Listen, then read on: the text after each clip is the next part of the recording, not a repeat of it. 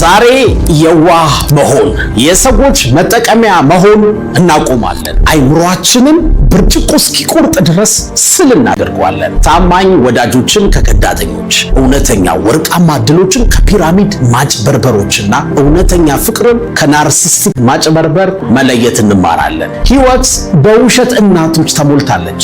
ያንተን ገንዘብ፣ ጉልበት፣ ጊዜ፣ ትኩረት መስረቅ በሚፈልጉ ሰዎች ተከበሃል። በጓደኛ፣ በቤተሰብ፣ በስራ ቦታ፣ በሶሻል ሚዲያ፣ በማስታወቂያ በቃ በሁሉ ቦታ አሉ። ካታለሉ በኋላ እንዳይቆጭህ፣ እንዳታዝን ራስህን መከላከያ የጥበብ ሰይፍ ያስፈልግሃል። ከገጽታ በስተጀርባ ሰንጥቆ የሚያይ ማስተዋል የኤክስሬ እይታ ያስፈልግሃል። የጨዋታውን ሕግ ካላወቅ መቼም አታሸንፍም። ዓለም ለየዋሆች አትራራም።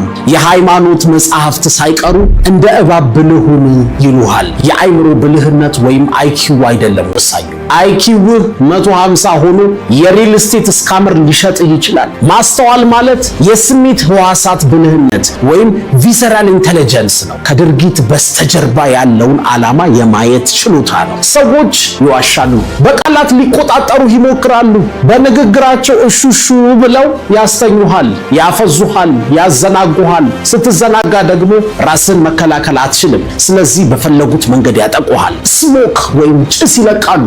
አንተ ጭሱ ከየት ነው የመጣው ብለህ እሳቱን ስትፈልግ ባልጠበቅከው መንገድ አደጋ ውስጥ ነህ። ማንኛውም ሰው እወድሃለሁ፣ ለአንተ እኮ ታማኝ፣ ይህ ቢዝነስ አስተማማኝ ነው፣ ስራ ሰጥሃለሁ፣ መጀመሪያ ክፈለኝ ሊልህ ይችላል። የዋህ ሰው ቃላቱን ሰምቶ ያምናል። የዋህ ሰው የራሱን ደግነት በሌሎች ላይ ያንጸባርቃል። እኔ አልዋሽም፣ ስለዚህ እሱም አይዋሽም፣ እነሱም አይዋሽም ይላል። ያ አይነት የዋህነት ገዳይ ነው። ሁሉም ሰው መጥፎ አይደለም፣ ሁሉም ሰው ደግሞ ጥሩም አይደለም። ስንዴውን ከእንክርዳዱ መለየት አለብን። ለሁሉም ሰው የዋህ መሆን ራስን ማጥፋት ነው። ማስተዋል ማለት ምቾት የማይሰጡ ያልተጠበቁ ጥያቄዎችን መጠየቅ፣ ስለታም ድንበሮችን ማበጀት እና ሌላው ሰው እንዴት ምላሽ እንደሚሰጥ መታዘብ ነው። ፊት ለፊት ከምታየው ገጽታና ከውሸት ቆዳ በታች ያለውን የእውነት አጥንት የማየት ችሎታ ነው። ለአንተ አሳቢና ምክንያታዊ መስለው የምታስበውን ነገር በሙሉ የሚያጣጥሉ ሰዎች አሉ። ወደፊት እንዳትሄድ በማታውቀው መንገድ የሚጎትቱ ጓደኛ ወይ ቤተሰብ ይኖራል። ቅናታቸው አያስታውቅም፣ ግን አንተ አሁን ካለህበት ትንሽ እንኳን ወደፊት ፈቀቅ እንድትል አይፈልጉም። ቅናት አንተ ያለህን ነገር ማግኘት አይፈልግም። ቅናት የሚፈልገው ከመጀመሪያውኑ አንተ እንዳይኖርህ ነው። አንተ ካፒቴን ሆነህ ከምታሽከረክረው መርከቡ አብሯቸው ቢሰምጥ የሚመርጡ ሰዎች አሉ። በቢሮ ውስጥ አሉ፣ በቤተሰብ ውስጥ አሉ፣ በዙሪያህ አሉ። ሁሌ በንግግር ያዳክሙሃል። ተስፋ ሰጪ ነገር አይነግሩህም። ተው እባክህ ይቅርብህ ነው የሚሉ ጉልበት መጣጮች ቫምፓየርስ ናቸው። ለአንተ ብዬ እኮ ነው የምነግርህ፣ ይህ ሐሳብ አይሆንም፣ እባክህ ይቅርብህ፣ ይህ ፕላን ይወድቃል ይሉሃል። አልሰማም ብለህ በራስህ ታግለህ ሲሳካልህ ደግሞ እንደዚህ ይሉሃል፣ ጥሩ ነው ግን እድለኛ ስለሆንክ ነው ይሉሃል። ደስተኛ ስትሆን ጥርጣሬን ይዘሩብሃል። እነዚህ ሰዎች ይቅርታ አይደረግላቸውም። ከግዛት ከህይወትህ ይባረራሉ። የማስተዋል ሰይፍ የሚያገለግለው ከመርዛማ ሰዎች ጋር ያለውን እትብት ለመቁረጥ ነው። እነሱን ለመፈወስ አትሞክር፣ እነሱን ለመርዳት አትሞክር። ቁረጣቸው። ጨካኝ ካልሆንክ አትለወጥም። እነሱን እያስታመምክ ቆመህ መቅረት የለብህም። ከአንድ ሰው ጋር የፍቅር ግንኙነት እየጀመርሽ ነው። ሁሉም ነገር ጥሩ እየሄደ ነው፣ ፍጹም ነው ግንኙነታችሁ። ሰይፍሽን አውጪ፣ ጠንካራ ገደብ አበጂ። በአይምሮ ውስጥ ምን እንደሚያስብ ምን እንደሚፈጠር ለማየት አንዳንድ ነገሮችን እምቢ አይሆንም በይ እስኪ። ለትዳር ዝግጁ መሆንህን እስካላየው ድረስ ግንኙነት አልፈጽምም ወይም ደግሞ በእኔ ላይ መጮህ ወይም መቆጣት፣ ስልክ መዝጋት አትችልም። አንድ ጊዜ ከደገምከው እሄዳለሁ በይ ወይም በላት። አታላዩ ሰው በቁጣ ወይም በጥፋተኝነት ሪያክት ያደርጋል ወይም በማስፈራራት ምላሽ ይሰጣል። አንቺ ደግሞ ታጋነኛለሽ፣ አትወጂኝም ድሮ ይላል። እውነተኛው ሰው ያስቀመጥሽውን ገደብ ያከብራል። ታማኝነትን ለመፈተን ፈጽሞ አትፍራ። ወርቅ እሳትን አይፈራም።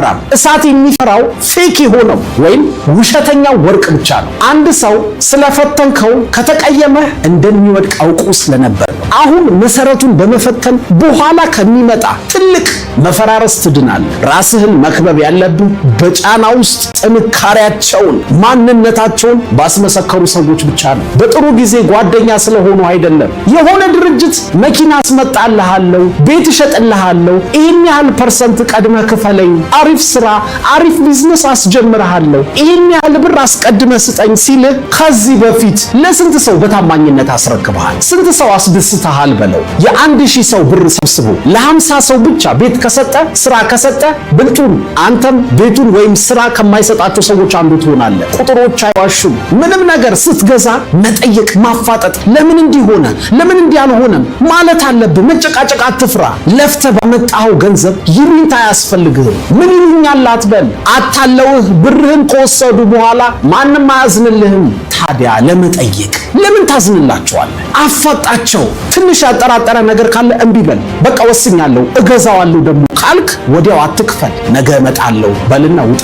ውሳኔህን ትራሲንካው። ከሚስት ጋር ተመካከርበት፣ ከወዳጅ ጋር አውራበት፣ መረጃ ሰብስብ። ተኩላ በሷን በጋትሁ። በተለይ ገንዘብህን ኢንቨስት ለማድረግ የሆነ ነገር ለማድረግ እምቢ ለማለት ፈጠን በል። እሺ ለማለት ግን በጣም ተረጋጋ። ከእጅህ ከወጣ በኋላ መልሰህ የማታገኛቸው ነገሮች ብዙ ናቸው። ከስሜት በላይ ምክንያታዊ ሁን። እምቢ ማለትን አትፍራ። በቢዝነስና በህይወት ውስጥ ከድርድር ጠረጴዛው ተነስቶ ጥሎ ለመሄድ ፍቃደኛ የሆነው ሰው የበላይነት አለው። አፐር ሃንድ አለው። ኃይሉን ይይዛል። ስምምነቱን በጽኑ የሚፈልገው ደግሞ የሚንገበገብ ከሆነ ደግሞ አንተ ደካማ ወገን ነህ፣ ትጭበረበራለህ። ድርድሩን ለማፍረስ ፍቃደኛ ከሆንክ ሌላኛው ወገን ያከብርሃል። ከዛሬ ጀምሮ እንደ ጠቢብ ለማሰብና ለመኖር 4 ነገሮችን ታደርጋለህ። አንደኛ የኃይል እረፍት ወይም the power pause ያስፈልግሃል። ከዛሬ ጀምሮ ለየትኛውም አስፈላጊ ጥያቄ ወዲያውኑ እሺ አትበል። ተረጋግተህ ሌውና በ24 ሰዓት ውስጥ መልስልሃለሁ የሚል ምላሽ ስጥ። ያ የጊዜ ክፍተት በጥልቀት እንድታስብ እድል ይሰጥሃል። ኃይልህን ይመልስልሃል፣ ስሜትህን ያቀዘቅዛል። ያኔ ምክንያታዊ ትሆናለህ። ሁለተኛ ምቾት የማይሰጥ ጥያቄ ጠይቅ። ማንም ሊጠይቀው የማይፈልገውን ጥያቄ የመጠየቅ ልማድ አዳብር። ልትቀጠር በስራ ቃለ መጠይቅ ወቅት ከዚህ በፊት በኔ ቦታ የነበረው ሰውዬ ለምን ለቀቀ በል። የሆነ ነገር ስትገዛ ምን ያህል ሰው ገዝቶ ተጠቀመ፣ ብሩን ቀድሜ ለምን እከፍላለሁ በል። በፍቅር ቀጠሮ ላይ በእውነት ግን አንቺ ከኔ ምን እየፈለግሽ ነው? ከኔ ምን ትፈልጋለህ? ለምንድን ነው የምትፈልገኝ? ለቁም ነገር ነው ብለህ ጠይቅ። አይናቸውን እይ። እውነት ብዙውን ጊዜ በዚያች ቅጽበት ወይም በማይክሮ ሰከንድ ውስጥ ትወጣለች። ሶስተኛ ዙሪያህን ፈትሽ። ለአንተ ቅርብ የሆኑ 5 ሰዎችን ዝርዝር አውጣ። ራስህን ጠይቅ። ነገ ትልቅ ስኬት ባገኝ በቅንነት የሚደሰተው ማን ነው? የሚቀናውስ ማን ነው? ነገ ሁሉንም ባጣ ደግሞ ክፉ ቀን ቢመጣ አብሮኝ የሚቀረው ማን ነው? ታማኝ ሁን። መልሱ በማ ላይ ጊዜህን፣ ሐሳብህን ኢንቨስት ማድረግ እንዳለብህ፣ ከማ ጋር መቀጠል ወይም አቁም እንዳለብህና ከማን ራስን መጠበቅ እንዳለብህ ይነግርሃል። አራተኛውና የመጨረሻው ተስፋን ግደል። ኪል ሆፕ ቢ ሪያሊስቲክ። ተጨባጩ ተስፋ መጥፎ የቢዝነስ ስትራቴጂ ነው። ይከፍለኛል ብዬ ተስፋ አደርጋለሁ፣ ይሰራል ብዬ ተስፋ አደርጋለሁ፣ ቃሉን ይጠብቃል ብዬ ተስፋ አደርጋለሁ። ተስፋን አስወግድ። መረጃውን ተመልከት። ከዚህ በፊት ከፍሎ ያውቃል? ቁጥሮቹ ያዋጣሉ? ይሄ ሰው ታማኝ ነው? ለሌላው ካልታመነ ለአንተ ለምን ይታመናል? በቃላት አሳምሮ በነገረ ሳይሆን በእውነታዎች ከዚህ በፊት በነበረው ተግባሩ ፍረድ። በህይወት ለማሸነፍ ብልህ ሆነ መወለድ አይጠበቅብህ። አሁን የነገርኩን 4 ነገሮች ሁሌም ማስታወሳቸው፣ ተግብራቸው። ማንም አይሸውድህም። እስከ መጨረሻው ስለቆያችሁ ስላደመጣችሁ በጣም አድርጌ አመሰግናለሁ።